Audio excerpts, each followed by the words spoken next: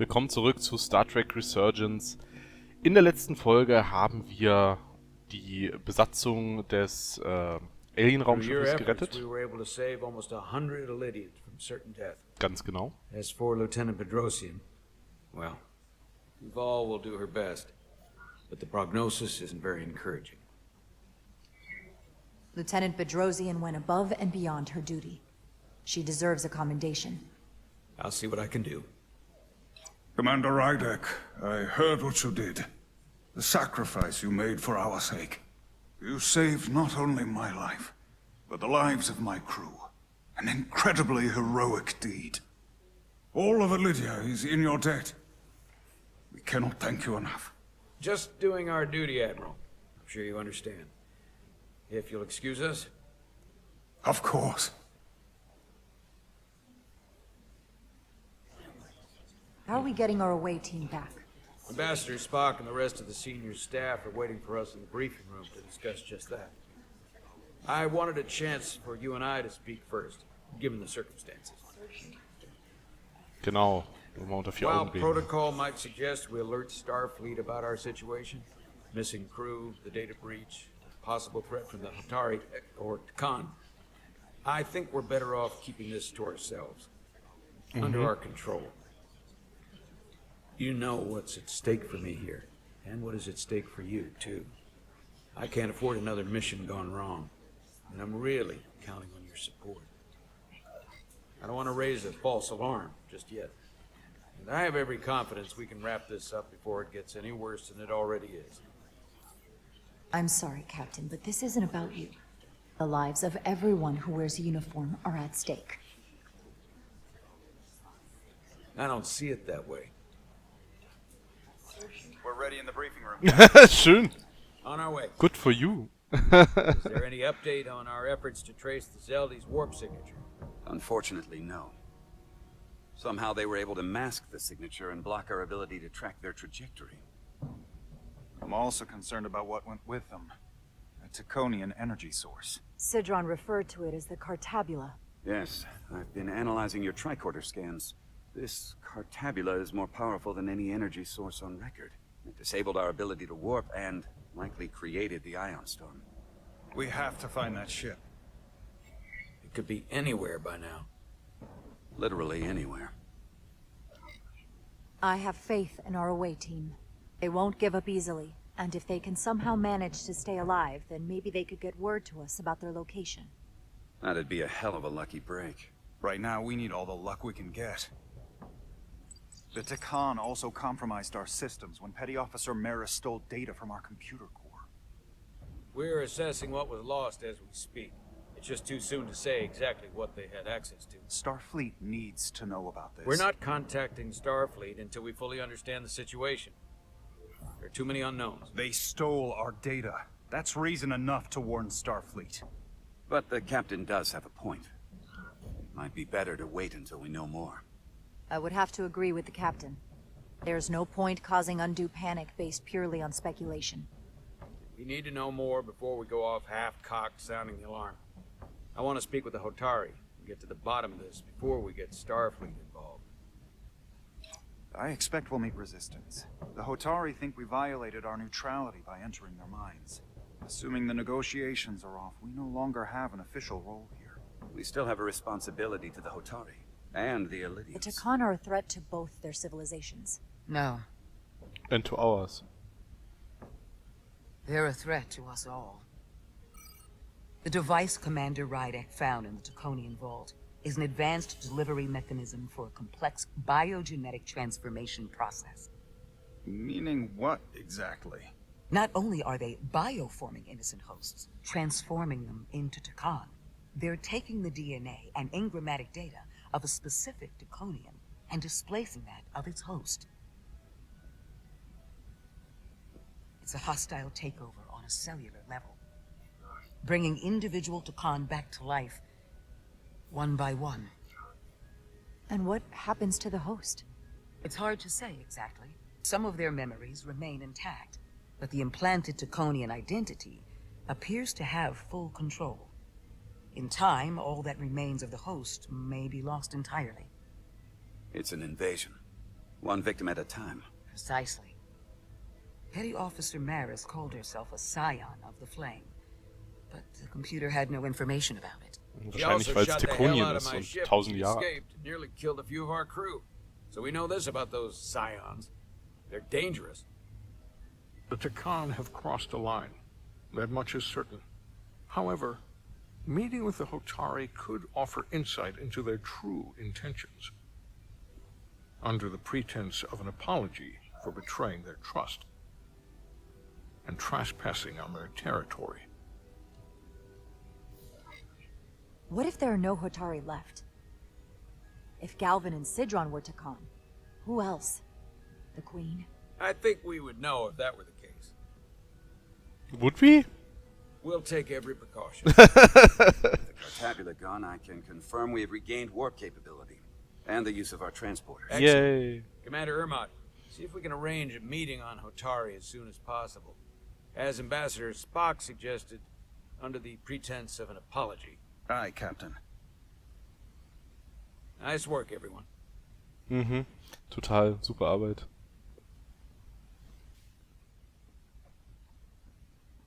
You're long overdue for a Deridium infusion. Sie ist so schlecht darin, ihren eigenen Körper zu beobachten. Es ist unfassbar. Dass man ihr das immer sagen muss. Dass sie diese Infusion braucht. So, wir fassen einmal kurz zusammen für alle, die nicht super Englisch sprechen, was jetzt besprochen wurde. Also erstmal habe ich unter 4 Augen mit dem Captain gesprochen und habe ihm nicht voll zugestimmt darin, dass er auf keinen Fall Starfleet irgendwie informieren will über die Situation hier. Ich persönlich finde und auch habe das auch Jara so spielen lassen, dass dass wir hier vor einer Invasion stehen und dass die Gefahr sehr groß ist und Information nicht schadet normalerweise. Also Starfleet darüber zu informieren, was hier vorgeht, ist ja noch kein Eingeständnis, dass wir damit nicht zurechtkommen. Ich finde, das ist eine völlig falsche Interpretation der Dinge, die nur zu diesen typischen Situationen führt, dass alles drunter und drüber geht und Fehler passieren, die nicht hätten passieren müssen, wenn man einfach miteinander geredet hätte. Das ist, ich weiß, 90% aller Konflikte in Fernsehserien und auch in Star Trek entstehen daraus, dass Leute einfach nicht über ihre Erkenntnisse miteinander reden. Der eine hat Kopfschmerzen, der andere hat Kopfschmerzen, der eine hat Träume von keine Ahnung was und der andere hat dieselben Träume. Beide reden nicht miteinander, weil ihnen irgendwie peinlich ist, dass sie Kopfschmerzen haben und komische Träume. Und deswegen kapieren sie die halbe Folge lang nicht, dass sie von einem Alien gerade beeinflusst werden oder so. Redet doch einfach mal miteinander. Wenn ich Kopfschmerzen habe, dann sage ich meinen Kollegen auch, ey Leute, redet mal nicht so laut, ich habe gerade Kopfschmerzen. Und irgendwie habe ich auch komische Sachen geträumt. Ich erzähle vielleicht nicht im Detail das, aber wenn der andere dann sagt, ey, ich habe auch komische Sachen geträumt, dann redet man ja drüber. Ich hasse das immer, diese Non-Communication, dieses Verschweigen einfach nur, damit ein Konflikt entsteht. Und der Captain ist genau so ein Typ, der glaubt, dass er irgendwie Erfolg dadurch haben wird in seiner Karriere oder so, dass er, wir haben ja schon gemerkt, dass er karrieregeil ist, ein Stück weit, und da auch andere Sachen hinter zurückstehen, seine Crew zum Beispiel und die Sicherheit seines Raumschiffs, dass er Sachen verschweigt und irgendwie Dinge erst alleine löst und dann zeigt, oh, guck mal, Starfleet Command, wir haben das hier alles alleine gelöst. Wir brauchten gar keine Hilfe, wir sind die Tollsten. Und das liegt alles an mir, dem besten Captain der Welt. So ungefähr will er das darstellen. Ich habe ihm da widersprochen und habe dann aber natürlich das getan, was eine gute erste Offizierin machen würde, nämlich in der Beratung mit den Kollegen dann, mit dem Führungsstab eben im Konferenzraum, habe ich mich trotzdem hinter den Captain gestellt. Ich habe ihm gegenüber meine Kritik geäußert oder habe gesagt, wie ich es sehe, aber ich stehe trotzdem hinter ihm, weil wir sind ja sozusagen die Geschäftsführer von dem Raumschiff und wir sollten nicht vor der Crew miteinander streiten. Also auch vor der Führungsmannschaft nicht. Und da habe ich ihm dann zugestimmt, dass wir erstmal weiter untersuchen sollten. Er hat meine Meinung sozusagen gehört, er hat sie aber ignoriert oder zumindest handelt er weiter so, wie er das machen möchte. Ist ja als Captain auch sein gutes Recht. Da kann ich ihm nicht reinreden. Solange er das Schiff nicht massiv in Gefahr bringt oder völlig unzurechnungsfähig handelt oder sowas oder wirkt. Genau, und jetzt werden wir mit den Hotari nochmal reden und uns entschuldigen dafür, dass wir auf ihrem Mond gelandet sind.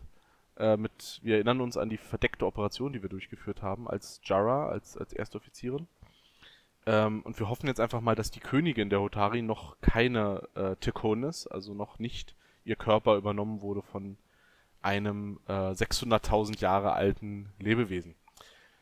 Genau, und das alydianische Raumschiff, das wir gerade evakuiert haben, letzte Folge, das ist geflohen. Da sind jetzt ja Tekon an Bord, also Hotari-Tekon, also Tekon in Hotari-Form.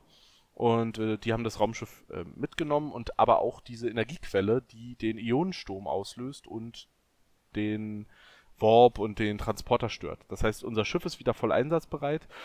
Unser Außenteam, also Diaz und Co. fehlen, weil die sind natürlich an Bord von dem alydianischen Schiff, das jetzt weggeflogen ist. Und ich nehme mal an, dass wir da gleich hinschalten werden, um dort so ein bisschen Stück langsam mäßig allein gegen eine ganze Mannschaft voller Tekonen zu kämpfen. Oder uns da durchzuschleichen, vermutlich, ja. Wir werden es herausfinden. Jetzt geht's erstmal weiter auf der Krankenstation mit der echt nicht so fit aussehenden Bedrosi, die ja letztes Mal sich in einen Stromkasten gestürzt hat. I'll give you two a moment, but she needs her rest. I understand. Commander Rydek? Is that you? Die kriegt jetzt auch so einen Visor wie Jordi. I thought I heard your voice. I'm right here. Where? Before you say anything, I just want you to know I don't blame you for what happened. I heard that last transport made it through. That was our mission, to save lives. So, I'm glad it was a success. And Dr. Duval tells me she can get me my sight back. Eventually. Ja, dann ist doch alles gut. I just hope this isn't the end of my career. Can't be much of a tactical officer if you can't see what's coming. I have absolute confidence in Dr. Duval. If she says she can restore your vision, then I truly believe it's possible. I hope you're right. All right, you two. Lieutenant Bedrosian needs her rest, and you have an infusion waiting for you. I will check in on you soon. I promise. I'm gonna hold you to it.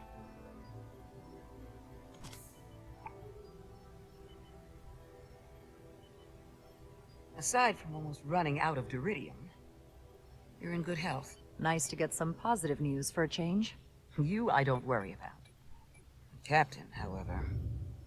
Go on. Was ist mit ihm? You see it, don't you? He's desperate.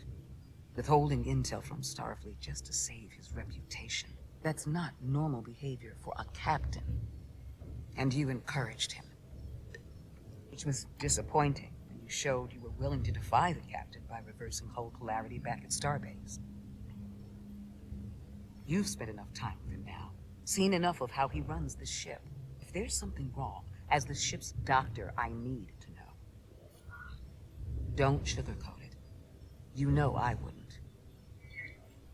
To be honest, I'm worried about him. It seems like the stress of this mission is getting to him. He has so much riding on its success. And I am concerned he'll do something rash to ensure it. To know we see eye to eye on this. And I want to be clear. I care about Solano. I really do. I've been his doctor for years. There are more important things at stake than offending an old friend. If it gets any worse, you know where to find me. Wieso ist sie denn jetzt Jara. schlecht gelaunt? Monitor your Ich habe ihr doch zugestimmt. I'll be right back. Was war das denn? How's your wound? Like it was never there. I feel lucky you were there with me. Without you, I'd be, well... Thank you for saving my Ja, du wärst ja gar nicht auf dem Mond gewesen ohne mich. Even with the wonders of your technology, it wouldn't have mattered if you'd left me for dead. I should be thanking you. You took that disruptor shot for me. Without you, I might be the one in sickbay, or worse. Well, I couldn't just let you die. Not after all you did to help. I won't forget it.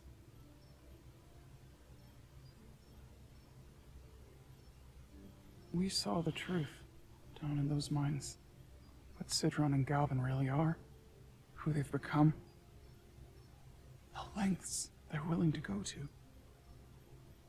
What they did to that Lydian. It's hard to accept.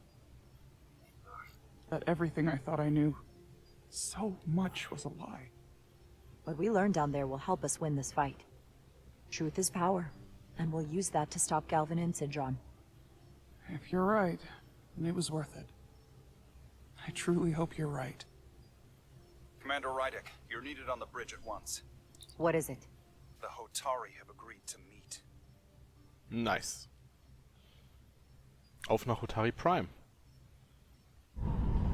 Ah, seht ihr? Da schalten wir nämlich schon um zu unserem Außenteam, das sich jetzt hier stirblangsamt durch dieses Schiff. They haven't found us yet. Zusammen mit dem alydischen ersten Offizier. We have no idea when or if the Resolute is going to catch up.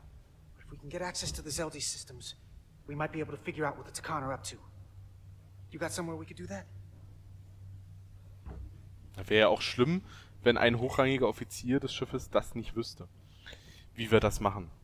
Na gut, also wir haben uns eben noch mal kurz mit unserer Freundin von den Hotari unterhalten. Sie war ziemlich schockiert über die Erlebnisse auf dem Mond und wir haben uns gegenseitig versichert, dass wir uns gerne gegenseitig das Leben gerettet haben.